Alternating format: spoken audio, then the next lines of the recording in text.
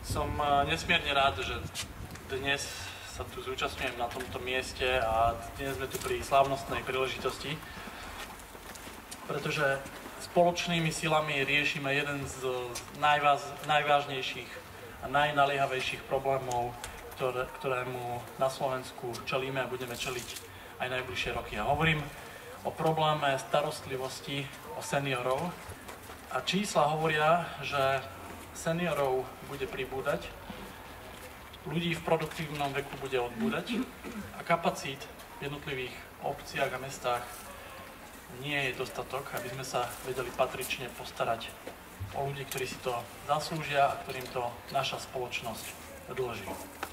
A som skutočne hrdý na to, že Úrad Banskobystrického samosprávneho kraja pred niekoľkými mesiacmi oznamoval, že rozširuje jeden skvelý projekt, ktorý začal pred niekoľkými rokmi v okrese Revúca v mikroregióne Slaná, kde poskytujeme zdravotnú a sociálnu starostlivosť priamo v teréne a predĺžujeme obdobie, kedy starí ľudia nemusia chodiť do zariadení sociálnych služieb, kde majú celodennú starostlivosť 7 dní v týždni, ale dokážeme ich čo najdlhšie udržať vo svojom prirodzenom domácom prostredí, kde sa cítia dobre, kde prežili celý svoj život a kde sú šťastní. A dokážeme to predĺžovať z toho dôvodu, pretože dokážeme poskytovať pomoc, či už v spôsobe návštev, alebo v spôsobe varenia a poskytovania jedla, alebo aj v spôsobe monitorovania ich zdravotného stavu, pretože majú mobilné náramky a keď sa im niečo stane, tak ich hneď o tom vieme a vieme im poslať zdravotnú pomoc. A takýmto spôsobom naši seniori dokážu dlhšie zostať doma, vo svojom prostredí, ešte raz, kde poviem, kde sa cítia dobre a kde sú šťastní.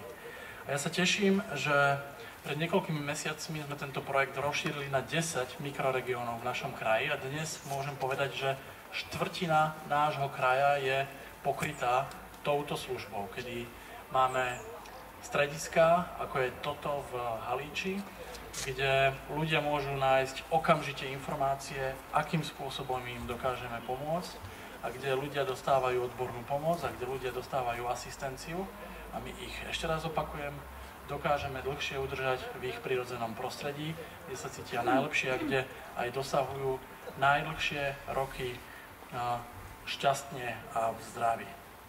No a dnes sme tu v Haliči z toho dôvodu, že mikroregión Novohradské Podzámčie, to znamená, že Združenie obcí v spolupráci s Centrom integrovanej starostlivosti, ktoré sme tu už založili v minulosti, tak otvára ďalšiu službu a to je požičovňu zdravotníckych pomôcok.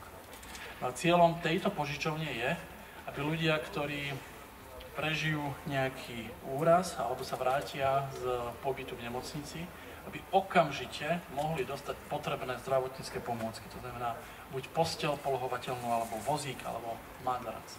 Mikroregión Novohradské Podzámčie je združenie 14 obcí v okrese Lučenec. A pred mnohými rokmi, rovnako ako iné samosprávy, sme pociťovali potrebu zvýšiť a zefektívniť starostlivosť o našich seniorov. Naše myšlienky, respektíve nápady, našli pochopenie vo vedení Banskobystrického samosprávneho kraja. A ako bolo spomenuté, v roku 2021 sme podpísali memorandum o spolupráci. Ďalším krokom bolo vytvorenie centra tu v Haliči. A toto centrum odvádza vynikajúcu prácu. Pracovníčky priamo v teréne bezodkladne riešia vzniknuté zložité životné situácie a práve tá dostupnosť tejto sociálnej pomoci je veľmi vynikajúca a ľudia ju oceňujú a chvália nás za to. Centrum integrovanej sociálno-zdravotnej starostlivosti sa snaží vytvárať pre seniorov a pre občanov so zdravotným znevýhodnením sieť podporných služieb a pomoci ich domácom prostredí. Naše centrum poskytuje teda služby od roku 2021 v rámci spoločného projektu s Banskobystrickým samosprávnym krajom. Počas tohto obdobia sa na naše centrum opakovane obrátili občania s akútnou potrebou za požičenia zdravotníckej pomôcky. Preto sme sa rozhodli zapojiť do grantového programu nadácie EPH oporný bod do života. Niekedy to naozaj to vybavenie tých pomôcok cez zdravotné poisťovne trvá aj niekoľko týždňov a tým, že absentujú aj zariadenia dlhodobo chorých, kde sa môže preklenúť toto obdobie na určitú dobu, my musíme riešiť toto práve v domácom prostredí alebo teda pomocou terénnych sociálnych služieb. Takže myslím si, že v tejto dobe, ako povedal pán predseda, kde očakávame, že počet seniorov bude stále rásť, sú toto neoceniteľné veci a neoceniteľná pomoc, ktorú bude využívať čím ďalej viacej obyvateľov nášho kraja.